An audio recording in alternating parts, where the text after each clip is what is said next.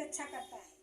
दिन रात सदगुरु की महिमा बरस रही है, दिन रात वो अमृत बरस रहा है, लेकिन हम ले ही नहीं पाते। बता रहे हैं कि हम वो कर नहीं पाते। जब सदगुरु हमें ज्योति और श्रोति के जरिए जोड़ देता है और नाम दान के समय भी हमारे कर्म को भी समाप्त कर देते हैं। जब हम नाम लेते हैं तो सदगुरु हमारे संचित कर्म को सर्वनाश कर देते हैं, उनका भुगतान कर देते हैं। कहते हैं कि हमारे जो कर्म है वो आसान हो जाते हैं। जहाँ कहीं हमें जैसे भाला लगने को होता है तो वहाँ सुई लग जाती है। ऐसा करते हैं सदगुरु। फिर आगे कहते हैं, बता देते हैं कि हम एक निष्काम सेवा करें। सदगुरु महाराज कहते हैं कि हम एक निष्काम सेवा करें और पवित्रता की जिंदगी जिए और नम्रता से जिए और अपनी जिंदगी इस प्रकार व्यतीत करें जिससे हमें हर इंसान की मदद करें। लेकिन हम ऐसा कर पाते हैं? नहीं कर पाते। हम तो झूठ पे झूठ बोलते हैं।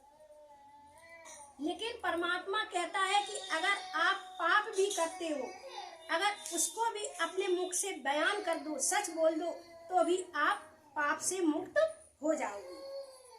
कहते हैं एक व्यक्ति था, वो चोरी करता था, उसका काम ही था चोरी करना।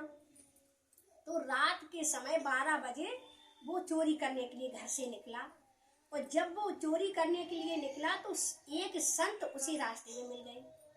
तो संत ने उससे पूछा कि आप कहाँ जा रहे हो? अब उस व्यक्ति ने कहा कि ये संत है और अगर हम इससे झूठ बोलेंगे तो फिर अच्छा नहीं है, पता नहीं है क्या हमें दे दे। तो संत से बोले कि देखो हम रात को बाहर जा रहे हैं। तो संत ने कहा कि इतनी रात को बाहर जा रहे हो तो कम से कम एक बात आप मेरी सुन लो कि बताइए कि आप बाहर जा रहे हो, लेकिन एक बात हम जो आपको बता रहे हैं वो गांठ में बांध लेना कि क्या, कि कभी झूठ मत बोलना।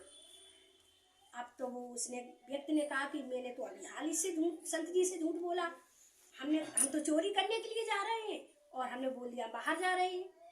तो उस व्यक्ति ने संत जी से कहा कि संत जी हमें गलती हो गई, हम तो चोरी करने के लिए जा रहे थे। तो संत ने कहा कोई बात नहीं, आपका पेशा है, धंधा है, आप चोरी कीजिए, लेकिन मेरी बात को गांठ में बांध लेना। तो वह व्यक्ति, संत तो चले गए। अब वो जो व्यक्ति था तो वो धीरे धीरे दूसरे नगर में पहुंचा चोरी करने के लिए। वो नगरी किसकी थी? राजा विक्रमादित्य की नगरी थी। उसी समय राजा विक्रमादित्य रूप बदल के अपने नगर में भ्रमण कर रहे थे, देख रहे थे कि मेरे यहाँ कौन प्रजा सुखी है और कौन दुखी है। तो जैसे ही राजा विक्रमादित्य का आना हुआ और उस व्यक्ति का भी आना हुआ, तो राजा विक्रमादित्य ने उस व्यक्ति से पूछा कि तुम कौन हो और कहाँ जा रहे हो, यहाँ क्यों आए हो? तो उस व्यक्ति को उस संत की बात याद आ गई। उसने कहा कि मैं झूठ नहीं बोलूँगा।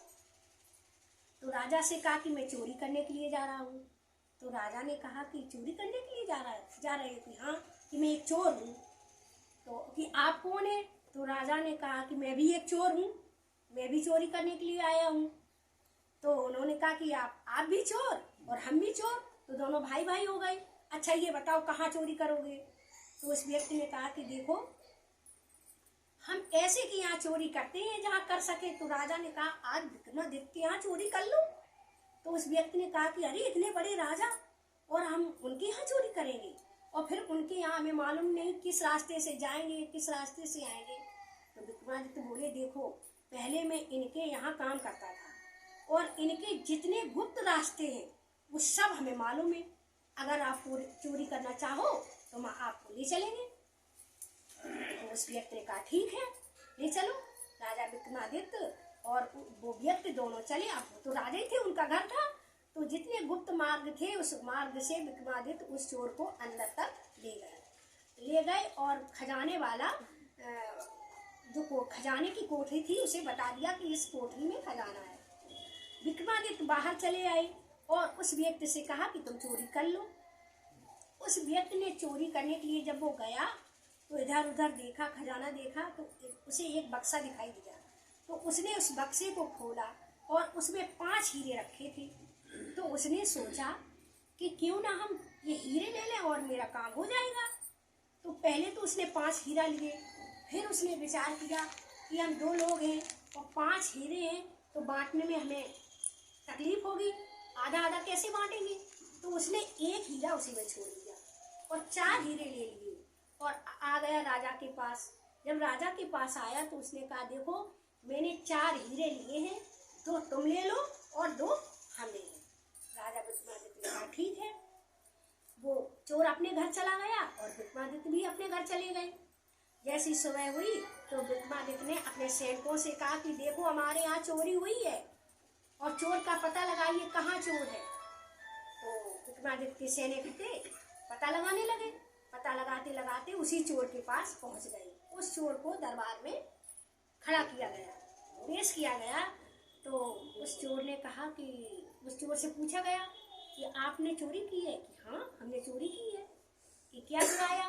कि मैंने 4 हीरे चुराए थे, 2 मैंने ले लिए और 2 हीरे हमने, मेरे साथ एक चोर भी था उसको दे दिए।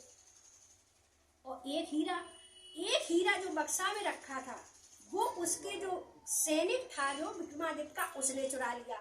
अब उसने सोचा कि चोरी तो राजा की हो ही गई, चोरी तो हो ही गई, लेकिन अब ये 1 हीरा ये मेरे काम आएगा और जो चोर पकड़ा जाएगा उसी को चोरी लगेगी। भाई जब तुमने 4 चुराए तो 1 भी चुराया होगा। तो जब वो चोर दरबार में आया तो उसने ऐसे बोला कि मैंने 4 हीरे चुराए हैं, 2 हमने एक चोर को दे दिए थे और 2 मैंने ले लिए, क्योंकि एक हीरा मैंने उसी बक्से में रख दिया। तो वो जो सेनापति था राजा का, वो बोला कि ये झूठ बोलता है राजा, इसने 4 हीरे चुराए, तो 5 हीरे चुराए। तो राजा बोले कि ये झूठ नहीं बोलता, ये सत्य बोलता है, ये सत्य बोलता है। इसने 4 हीरे लिए हैं, 2 हीरे इसके पास हैं और 2 हीरे मेरे पास हैं।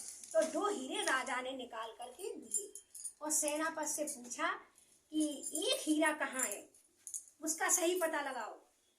अब वहां सत्य की बात चल रही थी, सत्यता थी, तो सेनापति को भी 1 हीरा देना पड़ा।